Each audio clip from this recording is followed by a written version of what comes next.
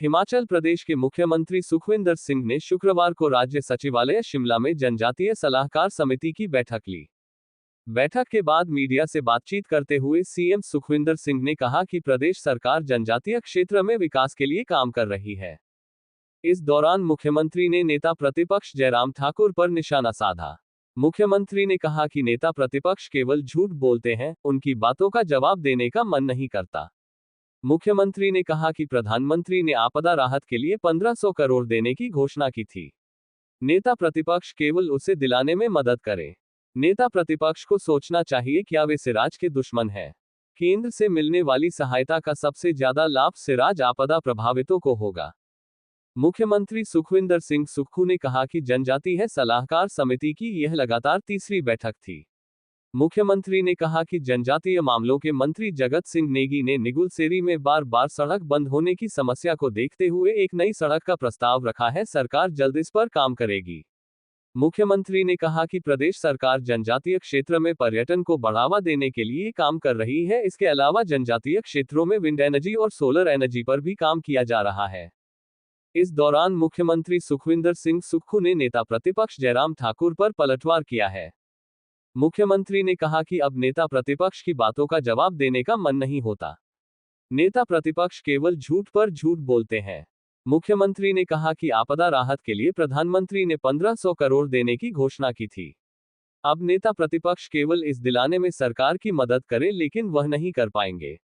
मुख्यमंत्री ने कहा कि नेता प्रतिपक्ष को सोचना चाहिए क्या वे सिराज के दुश्मन हैं, क्योंकि केंद्र से मदद का सबसे ज्यादा लाभ सिराज के आपदा प्रभावितों को होगा।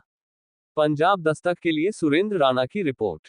यही कहूँगा कि नेता प्रतिपक्ष विपक्ष के नेता है, हमारी सिर्फ इतनी मदद कर दीजिए कि जो मोदी जी ने 1500 करोड़ रुपया घोषित किया उसके लिए आप उनसे मिल के आइए, और जो पीडीएनए का 2000 करोड़ रुपया है उसमें हमारी मदद कीजिए।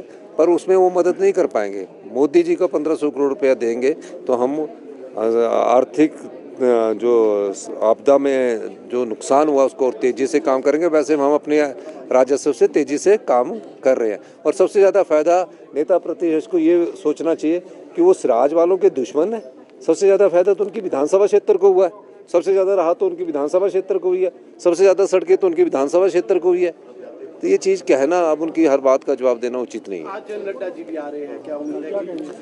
नड्डा जी राष्ट्रीय अध्यक्ष है, देश के केंद्रीय मंत्री है, उनका यहाँ स्वागत है।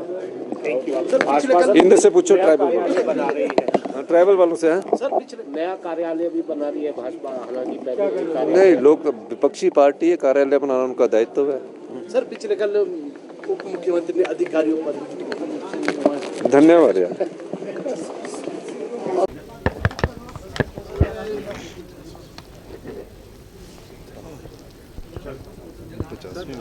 हाँ 50 महत्वपूर्ण बैठक की क्या आज जो है चर्चा हुई है जनजातीय सलाहकार परिषद की बैठक में, क्या तय किया? देखिए, ट्राइबल एडवाइजरी कमेटी की ये 50वीं बैठक है, लगातार तीसरी बैठक है। माननीय राजस्व मंत्री जी इसके मंत्री भी हैं।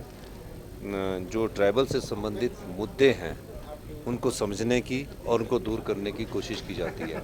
माननीय जगत सिंह नेगी जी ने एक नया रोड की बात की है, जो निगुलसराई में हमेशा अड़चने रहती थी, बरसात में पूरा बंद हो जाता था। एक नया रोड इन्होंने बनाने की बात की है, जिसको कि इन्होंने कहा है कि हम 15 फरवरी तक उसको कंप्लीट करने की कोशिश करेंगे, ताकि पूरा जो किन्नौर है वो स्पीति है बरसातों के समय और डिफेंस की मूवमेंट वो ख़राब ना हो।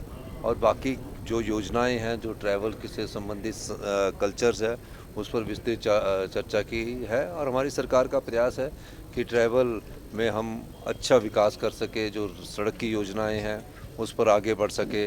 और पिछले दिनों माननीय मंत्री जी की लेफ्टिनेंट जनरल से भी मुलाकात हुई है ट्रैवल में टूरिज्म को बढ़ावा करने के लिए, और सोलर एनर्जी के और विंड एनर्जी के पावर प्रोजेक्ट्स लगाने के लिए उन सब बारों में चर्चा हुई है।